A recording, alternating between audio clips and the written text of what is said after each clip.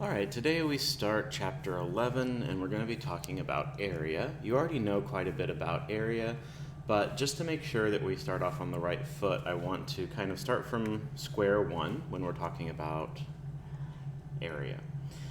So I'm going to make a couple of videos that break up these basic topics, and if you feel like you know everything that is in that topic, then you can skip it, but I'm not just going to have a formula which you may have memorized. I want to talk about why the formulas are what they are.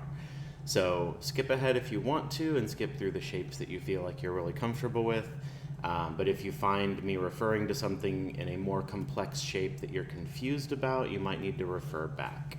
So we're going to start from the very beginning with area and talk about how we make anything in 2 dimensions.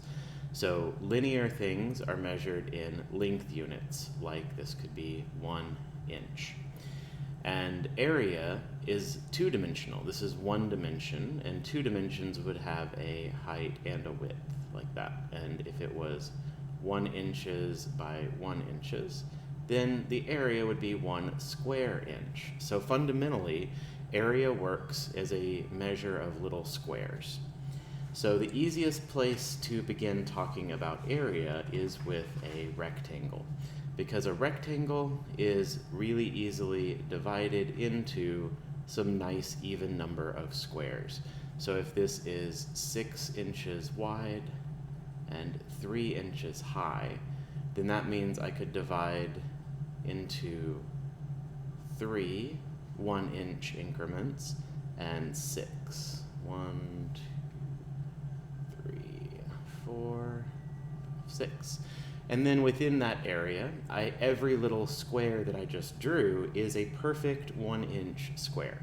So we have 1 plus 1 plus 1, but we can also think of that multiplicatively and say each of the 1 units on the height is occurring 6 times. So we have 6 plus another 6 plus another 6.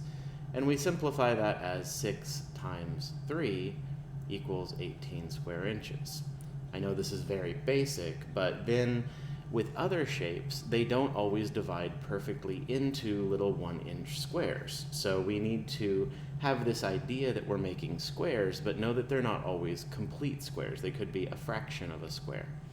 So let's just go back to our little 1 by 1, because that's the simplest one that we can have. 1-inch base, 1-inch height.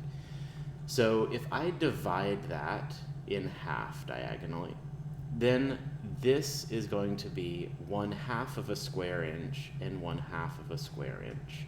So kind of fundamental to the idea of area is that we can subdivide those little squares and they still are measured as square inches. They're just fractional or parts of square inches rather than entire square inches. So that's really kind of the basis of everything, and everything else we refer to for future shapes is going to refer back to rectangles, because rectangles are kind of the purest expression of that base times height. So the area of a rectangle is the base or width times the length or height. Everything else that we talk about will be some variation on that.